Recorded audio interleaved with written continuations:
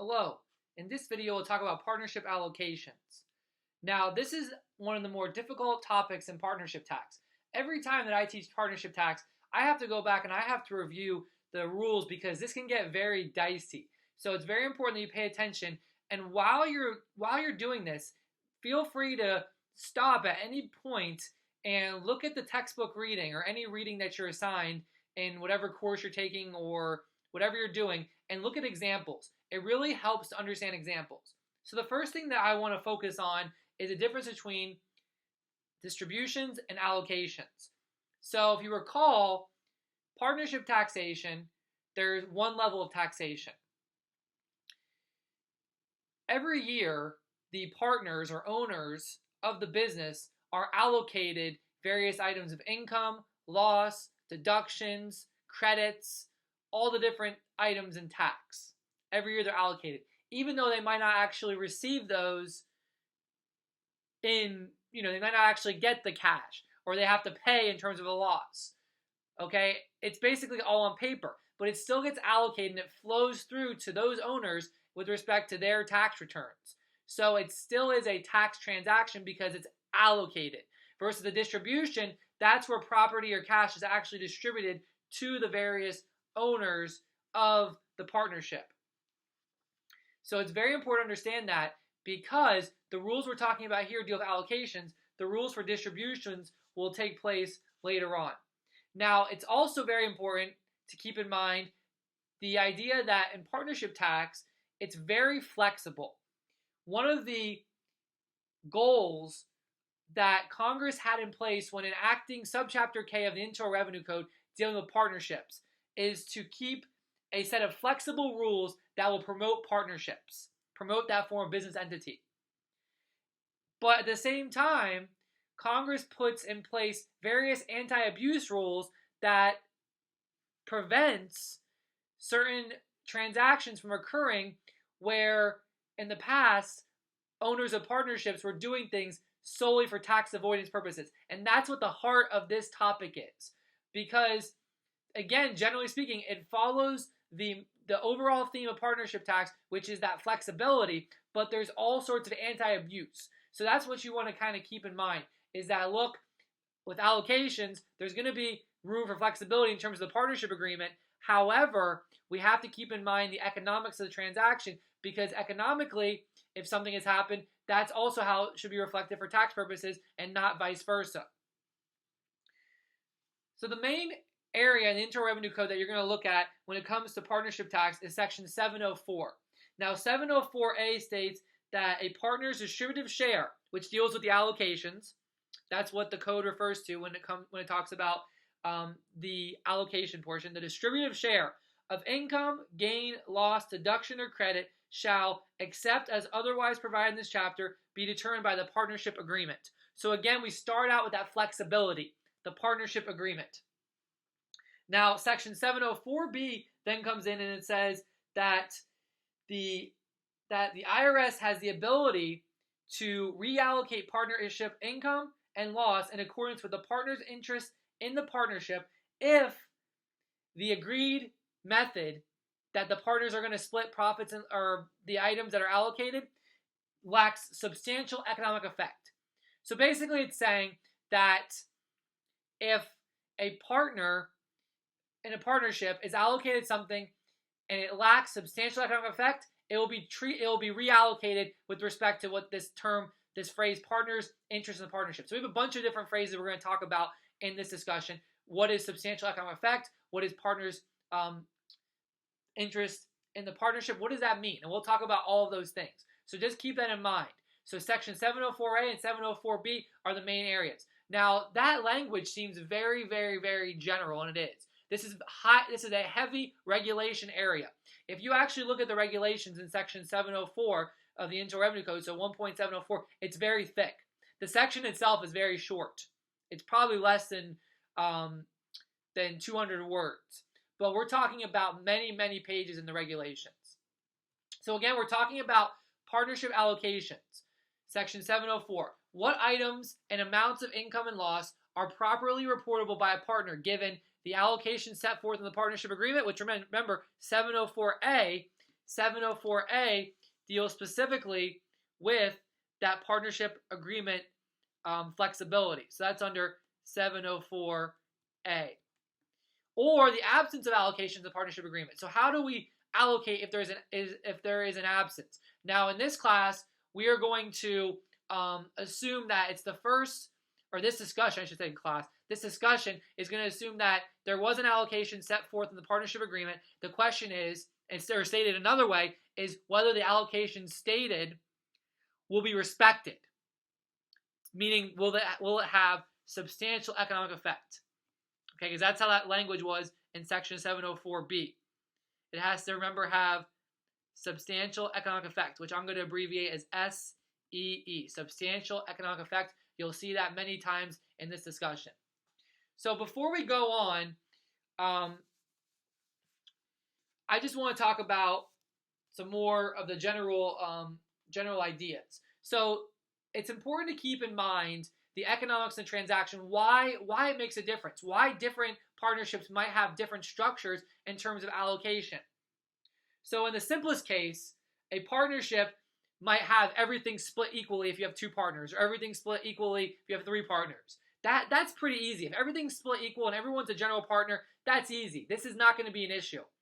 It tends to be an issue, though, where you have special types of allocations because there's various things going on in the partnership. So, for example, you might have a law firm where the partners, it's agreed that they'll be equal partners, but there has to be some type of way that we're going to split profits and losses based on maybe, okay, who's bringing in more clients, all right? Something along those lines. Or maybe you have some type of arrangement where you have two partners in a partnership and you want to break something down in a special allocation because based on how much work is actually done. Maybe one partner puts in more than the other, but both are coming in with the same contribution of capital and whatnot. So it comes down to how much work happens during the year. You might not know. Maybe you don't know whether one partner is going to work more than the other. So you have some type of special arrangement in there that allows for this.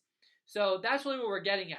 And the key again is the economics. The economics of the transaction is really what is going to, in the end, control the economics. So the economics is what the anti-abuse rules really get at. If you're allocating something a certain way, it better meet the economics of what actually is going on. And you'll see that echoed throughout this entire presentation. Okay. So the first time that we had this issue of the substantial economic effect, whether it will be respected, was when subchapter K of the Internal Revenue Code really was developed, which was back in the 1954 Internal Revenue Code.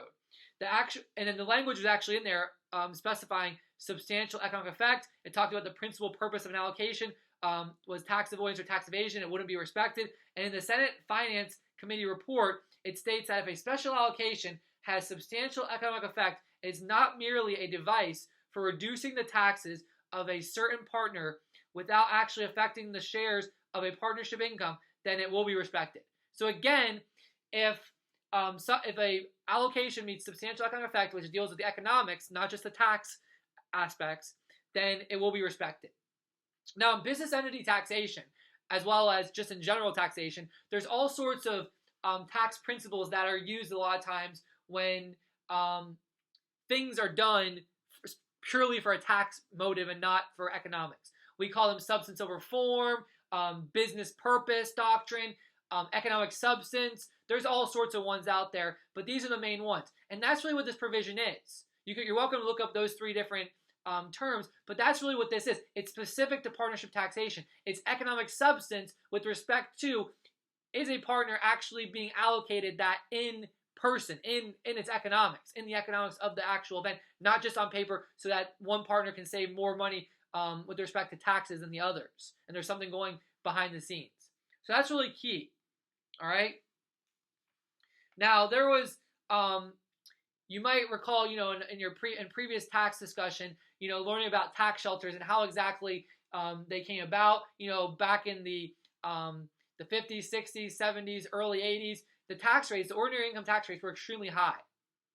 And there was all sorts of tax shelters, and a lot of them used limited partnerships, where the limited partner would be allocated certain losses through certain deductions, and it would lower the income, the ordinary income of that limited partner with respect to other types of income, and that would significantly reduce the taxes because that marginal rate might be 70, 80, 90%, and that gave a huge tax benefit.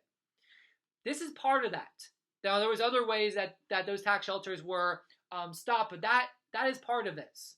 That is part of that, stopping those types of things. Now, these provisions were in place a lot longer than some of the passive activity rules or the at-risk limitations that really stopped the tax shelters. But still, these did help stop a lot of those tax shelters. Okay? So again, I want to stress the fact that it really comes down to the economics. We're going to talk a lot about the partners' capital accounts and maintaining capital accounts. That really is key, because when you look at the accounting and the capital accounting, that's going to be the key to determining, okay, what's happening from an economic standpoint, not a tax standpoint. All right. So in the next slide, partnership allocations are really addressed in 3 topics. Now in this video, we're going to talk about the introduction to allocations, which we just discussed, and we're going to talk about this definition of substantial economic effect, which applies generally. Now we're also, in further videos, going to talk about 2 special rules. We're going to talk about how exactly we allocate deductions that are attributable to non-recourse debt, because you're going to see that they don't actually play out the same way as the general substantial economic effect rules. Another special rule deals with book-to-tax disparities under Section 704C. So that's going to be another video. Now, one thing I want to note is when you're looking at allocations, there's really 3 different ways that an allocation can go. The first is that it does meet substantial economic effect, which we're going to talk about how exactly you can have substantial economic effect in this video. That's really the key. The second is that if it doesn't have substantial economic effect, then you must look at those special rules dealing with non-recourse deductions attributable to non-recourse debt and deductions attributable to book tax disparity. So again, those are for 2 separate videos. And then finally, if you don't meet the substantial economic effect or the special rules with respect to those 2 special instances, then the allocation will be allocated based on the partner's interest in the partnership. And we're going to talk a little bit about that. And that's a very, very, very dicey concept, because the substantial economic effect concept itself is a safe harbor, which means that you'll see there's special rules, and if you meet those safe harbor rules, you get substantial economic effect. But if you don't, you got to go to number 2, number 3. So if you don't have number 1, number 2 in that 3-part analysis, you always are going to default to partner's interest in partnership, which I'll talk about that later on in this video. And as well, we'll talk about that in the other 2 videos as well, because it's very important to highlight that. All right. So when we're looking at substantial economic effect, which again is this video, SEE, you got to break it down. You know, you might remember back to your English classes where you're like diagramming sentences, you know, doing adjectives, adverbs, nouns, all those things, prepositions. You got to break it down, right? You have substantial and you have economic effect.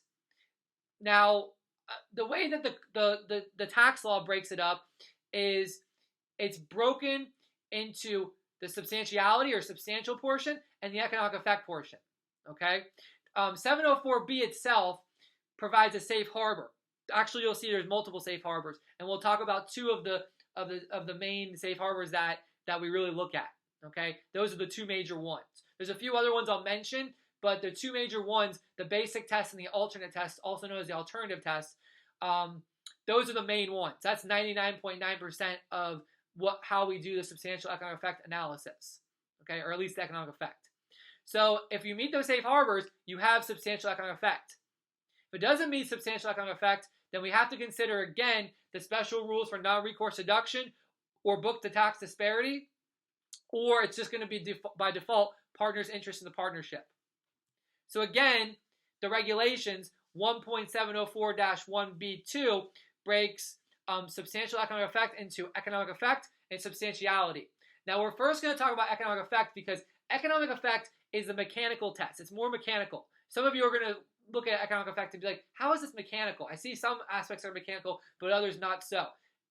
Again, I really, really, really strongly recommend when you're watching this video to look at your the textbooks that was suggested for you for examples, because it really helps to go through examples in this topic to get the grasp. When you look at numbers, it really helps.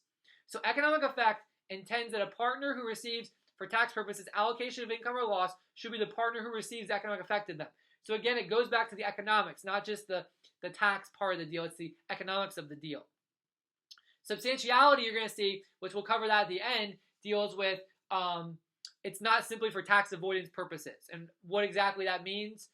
You'll see that. So it's really a package, but it's also broken up into regulations. So let's talk about economic effect. There's the basic test and the alternate test, or the alternative test, depending on who you ask. I call the alternate test. Okay. Now the basic test is the first one that we want to look at. So again, this is a safe harbor. But if you don't have a safe harbor, then you gotta go to the other two aspects, and and even though you have a certain allocation, it might still be the same under, even though you don't have substantial economic effect, it might still be the same under partner's interest of partnership, which is the default rule. So for the basic test, which is in Reg 1.704-1B2, 2 little IB, and I recommend going into the regulations. You can pull this up on Cornell, on Checkpoint. If you actually have a code that you purchase, even a condensed code, you can find this in the regs because it's so prevalent. You can look at how this is laid out. But I've summarized it for you as best as I can. The best way, I think, is to actually look in the regs, and you'll see how it goes, but I've summarized it. So there's 3 primary requirements for the basic test. So you have to maintain capital accounts in accordance with Reg 1.704-1B2 little IV. Now, this is the same capital discussion that was referred to in previous discussions. It's basically you're following, it's pretty close to GAAP. I mean, it's its own rules, but it's close to GAAP. It's not exactly the same as GAAP, generally accepted accounting principles, but they're actually laid out in the regulations. So you have to follow that capital accounting. If you don't, you can't get the basic test for economic effect. The second part, and you have to meet all 3 of these, is that if we're trying to get under the basic test, that any liquidating distributions, so when the partnership liquidates, must be in accordance to positive capital account balances. So you can't do it 50-50 or equal. It has to be whatever the capital account balances are at the end. And finally, the last part is that if there's a deficit in any partner's capital account upon liquidation, that partner must restore it fully, regardless whether it's $1 or it's $1 million. It must be restored. So this basic test really works when you have a general partnership. You have a general partnership, and it's specified with the profit loss, how it's allocated. And there's, it's specified that upon liquidation, that the partnership will liquidate based on capital account balances. And then finally, if there's a deficit, that the partner has an unlimited deficit restoration obligation, meaning that they will pay whatever negative amount they have back to the partnership to make sure that the other partners get their fair share. Okay? So that's really the basic test. And if it's a general partnership and you follow the general rules, what usually is the case under state law, this test usually is met.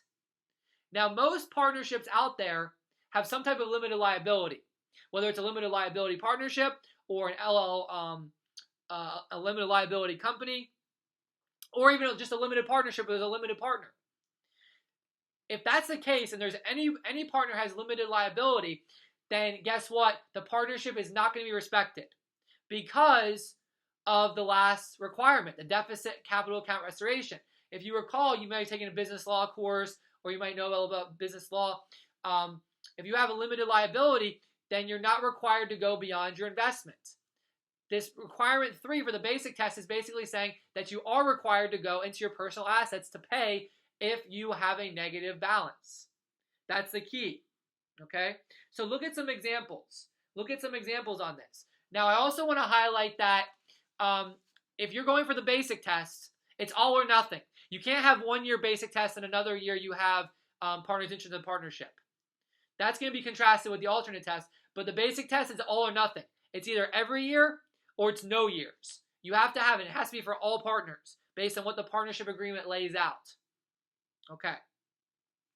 So the next slide details some of the Reg 1.704-1B2 little IV, which is the capital accounting rules. I highlighted some of the general rules here. You can take a look at this if you didn't get a chance to look at the capital accounting rules. But this really focuses in on specifically, how we adjust those capital accounts, so that if we're trying to abide by the capital accounting rules, what exactly we have to do. Okay, so if we have a limited partnership or a general partnership that fails the basic test, we can still get substantial economic effect under the alternate test. So the first part of the alternate test is that the basic test requirements 1 and 2 are met. So remember that requirement 1 is that we must follow the capital accounting under Reg 1.704-1B2 little IV.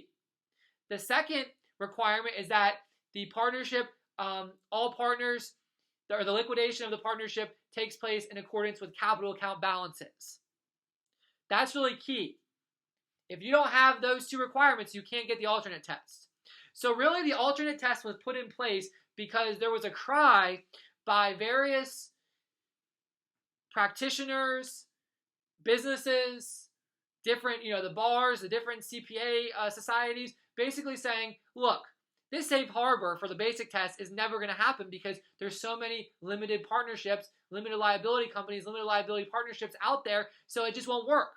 The alternate test allows when there is limited liability, but again, you have to have requirements 1 and 2 from the basic test, and then requirement 3 from the basic test, which again was the deficit capital account restoration. This is going back 2 slides. That does not have to be there. But instead, the partnership agreement must have a qualified income offset. And I'm going to explain what that is in just a moment. So if you have these 3 things, you have capital accounting is followed according to the regs. You have the partnership agreement says that upon liquidation, the partners will the final distribution will take place in accordance with the partner's capital accounts, and you have a qualified income offset, then you do meet the alternate test. Okay? Now for the alternate test, this is in contrast with the basic test. You want to test the alternate test every year. So the basic test was all or nothing. It didn't depend on the year. It always had to be the case that if for 1 year the basic test doesn't work, it doesn't work for any years. Alternate test though, that's not the case. Alternate test, 1 year the alternate test might be met, so you meet that substantial economic effect, that specific allocation. But then the next year you can have a partial substantial economic effect, and then the rest of that amount for that year might be partner's interest in the partnership. And then going forward, partner's interest in the partnership. Because maybe a limited partner is required to restore up to a certain amount, which could be 0. By the way, if a limited partner is not specified what amount they're required to restore, it's implied to be 0. Because they don't have to go beyond what they've invested in the partnership, their capital. So the alternate test will be respected, and it can be partial. Versus, again, basic has to be all or nothing, can't be partial.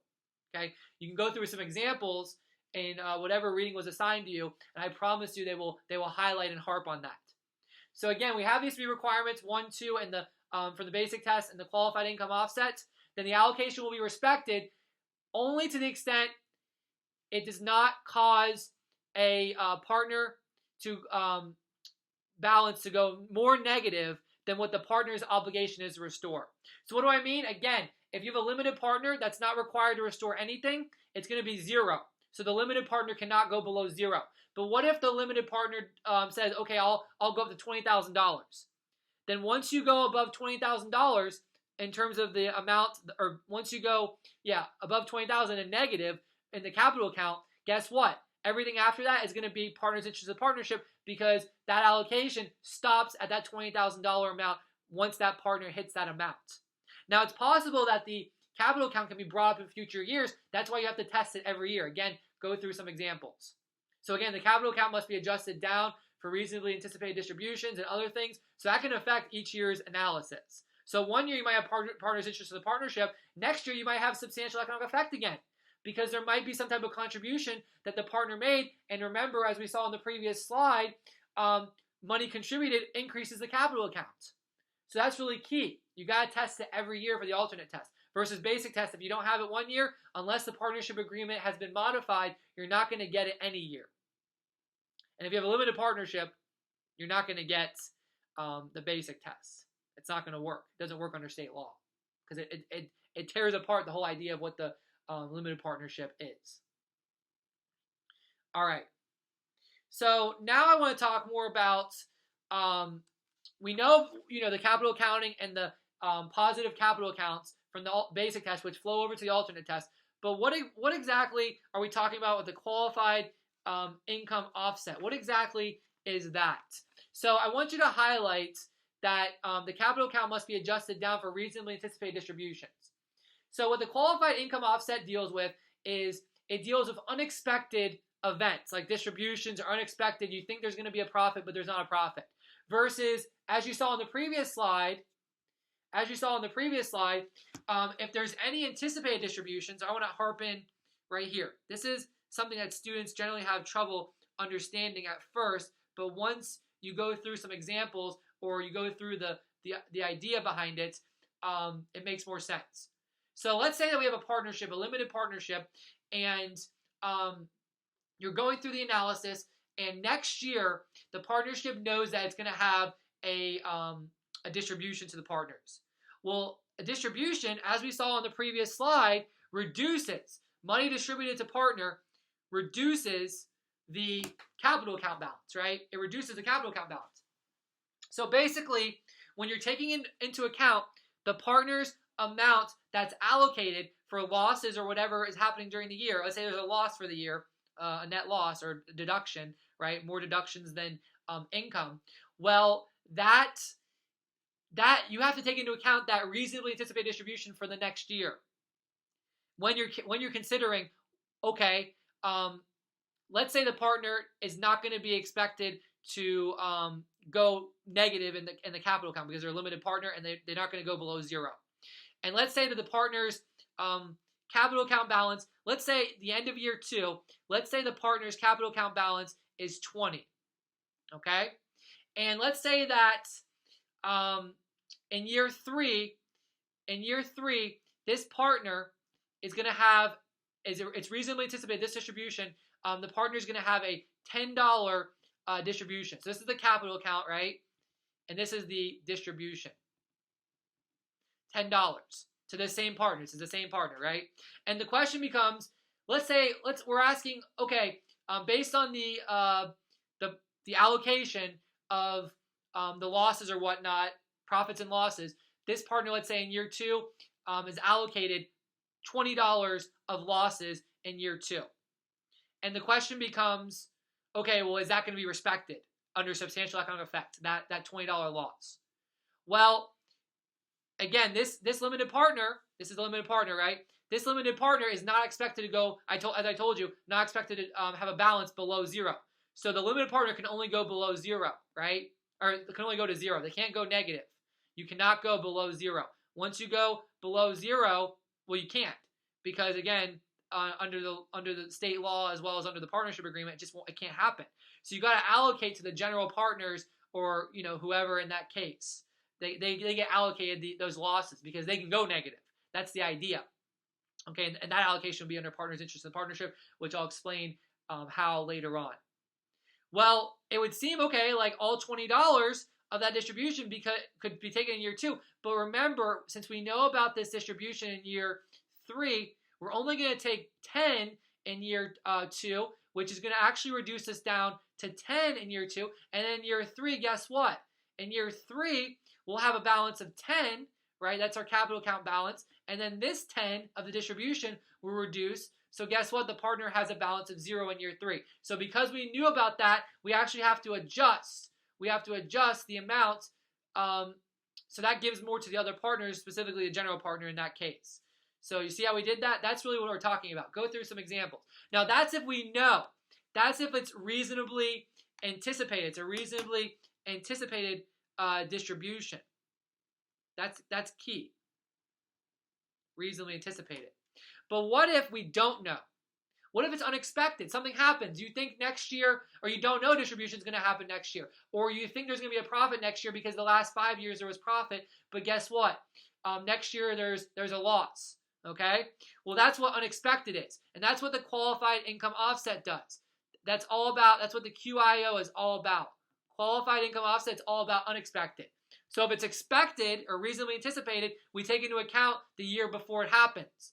But if it's not expected, we use the QIO, which has to be in here to get the alternate test. And basically what it does is, let's say we had this example. Same example. And so same example, right? And we didn't know it was going to be a $10 distribution in year 3. We didn't know. Well, in year 2, we would take $20. So this is with unexpected. Year 2, same partner. Again, the capital balance, this is the capital balance, is 20. So we would, in fact, take $20. So the allocation of the 20 of this partner would be respected. So at the end of year 2, it brings the partner's capital account balance down to 0.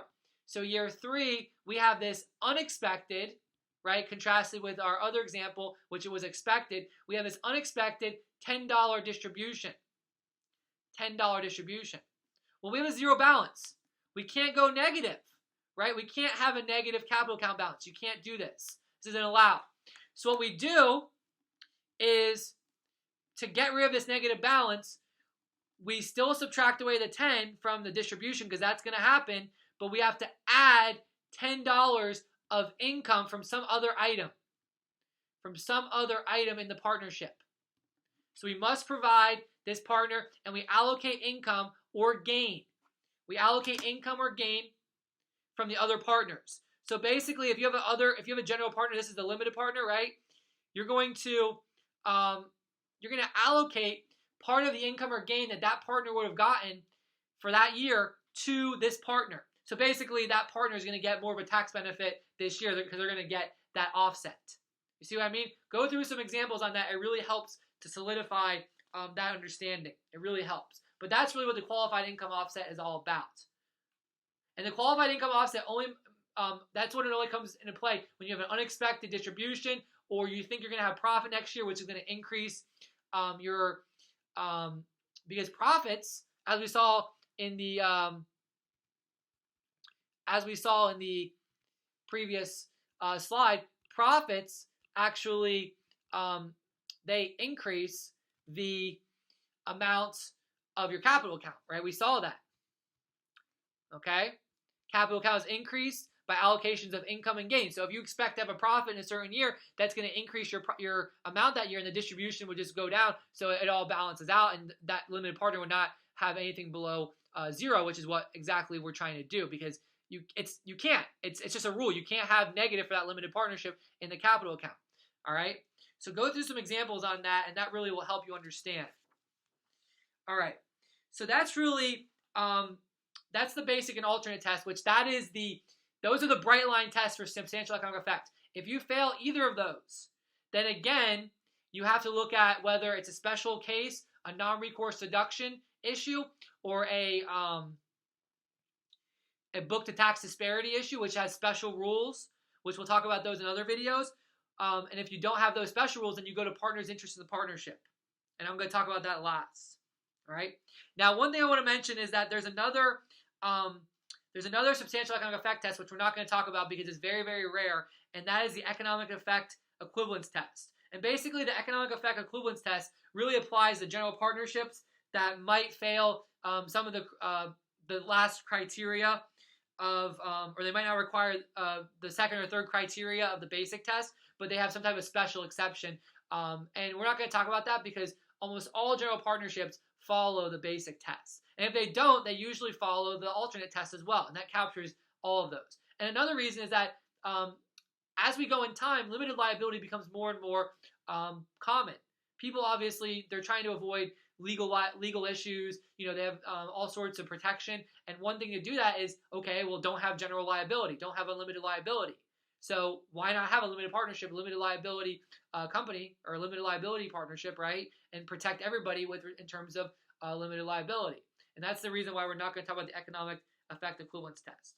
Now, one thing I want to note is that the basic test and the alternate test are in two different parts of the regs. They are their own different tests. Okay, so now I want to talk briefly about substantiality. So substantiality is where economic effect is more mechanical. Substantiality is more subjective. It's more of a subjective analysis. I mentioned earlier that with regard to business entity taxation, there's all sorts of doctrines like economic substance, substance over form, business purpose doctrine that really courts, IRS have used to argue when a certain transaction is conducted. Hey, this doesn't look right. It's not right. You're doing this just to avoid taxes, and that's really what substantiality is getting at. The economic effect is getting at, okay, how can we make sure this looks more like it's really economically going to affect the partner, not just on tax? Substantiality says, hey, let's look even further. So even though you have the economics, you still can fail substantial economic effect in the safe harbor because you don't meet substantiality. So the substantiality requirement is, again, a different part of the regs, 1.704-1B2, 3 little i's, versus the economic effect was 2 little i's. Substantiality requirement is an anti-abuse provision to prevent assigning items to take advantage of tax characteristics of items in hands of particular partners. An allocation has substantial effect if there is a reasonable possibility that it will substantially affect dollar amounts to be received by partners. So it's not just, okay, it's this transaction has been structured a certain way to save taxes. It actually affects the dollar amounts the partners will receive. Now, an allocation is not substantial. Key in on that language. If the allocation may increase the present value of the after-tax economics to some partners, and because the first one, that happens a lot of times, right? If that was the case, it was just that one, then this requirement would not be, it would not really be met. And there's a strong likelihood the present value of after-tax economics to no partner is diminished. So that's really what really they're getting at, is that part right there. So you have to have both of those. Okay. Now, to understand substantiality better, again, I mentioned it's subjective. It's really helpful to understand that there's 2 types of substantiality issues: shifting and transitory. So shifting allocations are allocations.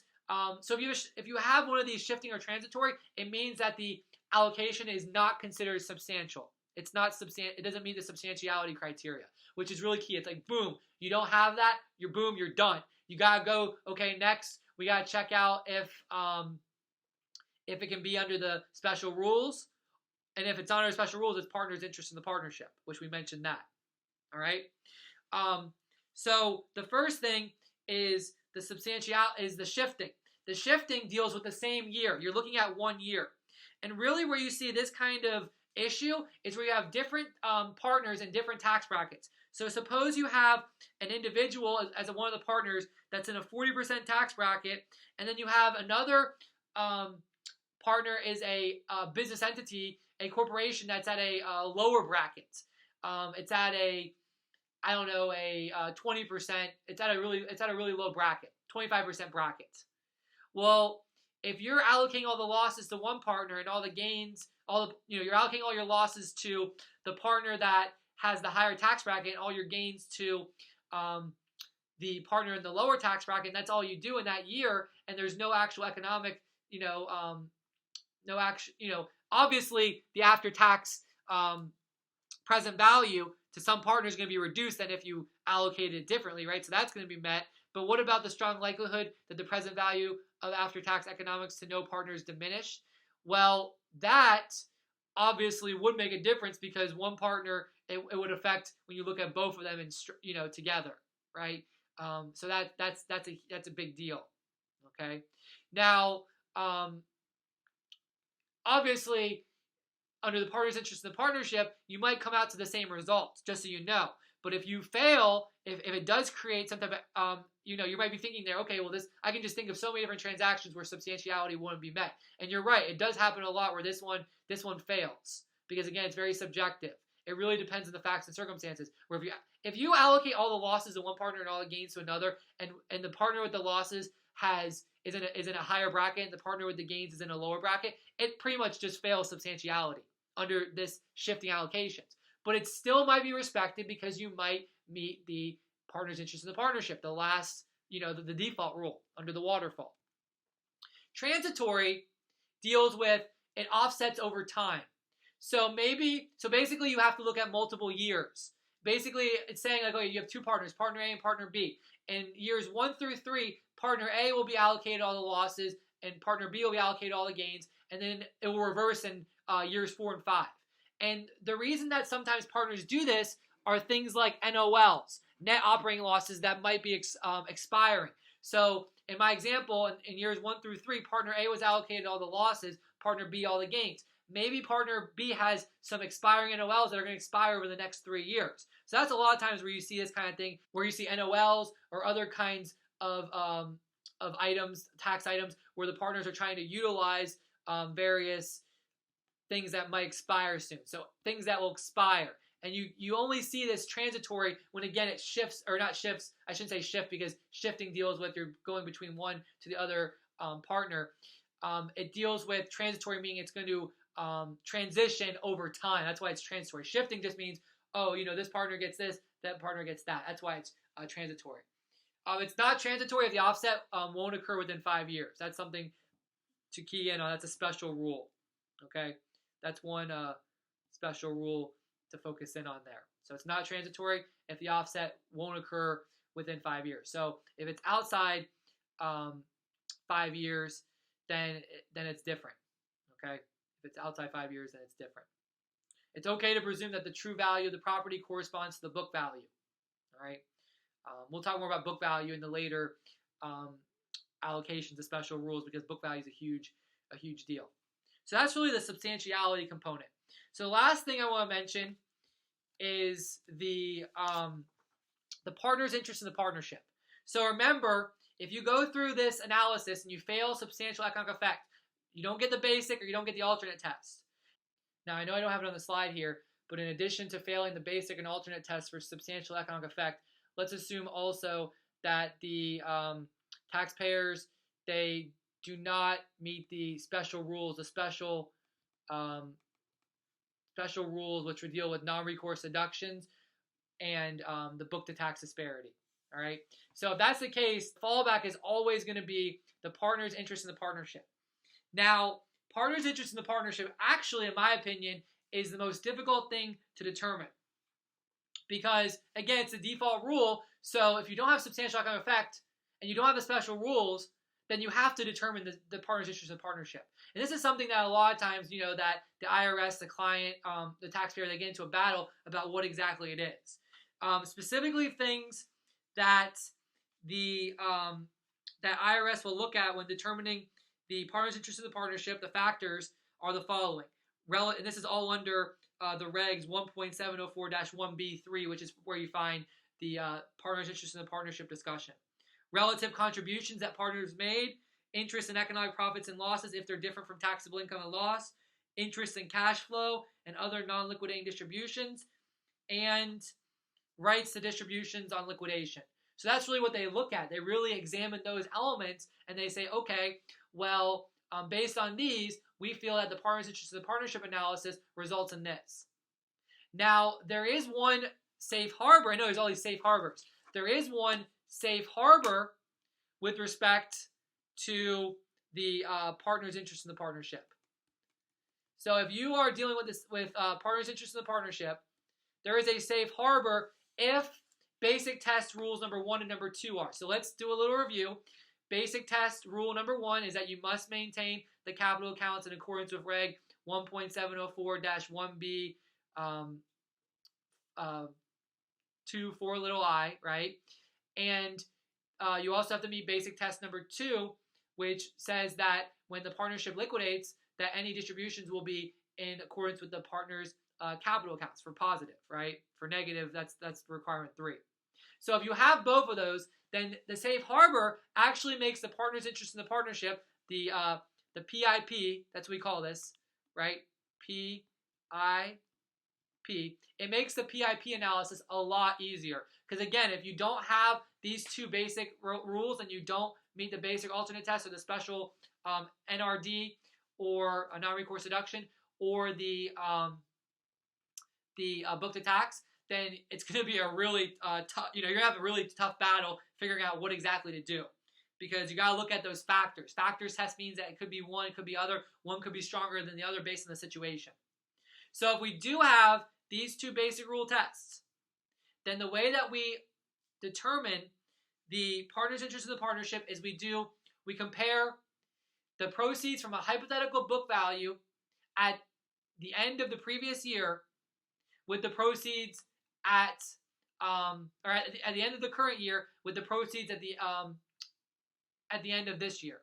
So you basically look at the difference, and that's how you determine the amount that you would allocate based on that year. That's how you would determine the allocation. The idea is that if one partner is responsible for a certain, it goes negative or something, and they have to make up the capital account deficit or whatever, then you allocate with respect to that. But if they can only go zero, then you have to take that into account, because you have to comply with the rules of the partnership agreement. And if the rules aren't specified in the partnership agreement, you have to comply with the rules under state law. All right. So that's really the key, and I recommend going through some examples to highlight that, because again, under the partner's interest in the partnership, you might have the same result as substantial economic effect. Now, another thing I want to mention, I want to highlight this. So remember, basic test is all or nothing. You can't have it one year and not another year unless the partnership agreement is modified. Alternate tests, though, can be different in different years. One year you could have substantial economic effect. The next year you could have partner's interest in the partnership. PIP is the same thing. PIP could have one result in one year and a different result in another year, a different allocation amount. Okay? It's possible under the PIP that one year it's the same as what the substantial economic effect analysis would result in, and in another year it's different. So it's really important. Now, the last thing I want to mention before I conclude this, and I'm going to mention this at the end of each of my allocation videos, is it's important to understand that, yeah, these rules are really challenging. I know some of you are going to be watching this. You're going to be really, you're going to find this quite confusing. And again, once you look at some examples, it'll help. Trust me, it'll help tremendously. But I will tell you, in practice, this issue is alleviated a lot because a lot of times the partnership agreement has what we call targeted allocation wording in it, which basically says that the allocations will respect the rules of the capital accounts and the rules of tax under under the regs 1.704. So basically what ends up happening is, after the year actually ends, the partners will actually do allocations based on how the accountants determine it, how the accountants and lawyers determine how it will go. So basically, the reason that you need to know about these rules, even though most partnerships do targeted allocations, which makes things a lot easier, you don't run afoul of these issues, is because when you're doing targeted allocations as a accountant dealing with a partnership, limited liability company, LLC, you need to know you can't run afoul of these rules. I mean, it's pretty obvious, which rules, what you need to generally follow, but the issue becomes what happens if you do run afoul. Then it becomes very murky. So as long as you don't run afoul of these rules and you're doing targeted allocations, it's not as murky. But again, you have to learn about these different issues because it helps guide you. All right, so the next set of videos that you'll be dealing with are those special rules dealing with non-recourse deductions and book-to-tax disparities with respect to allocations.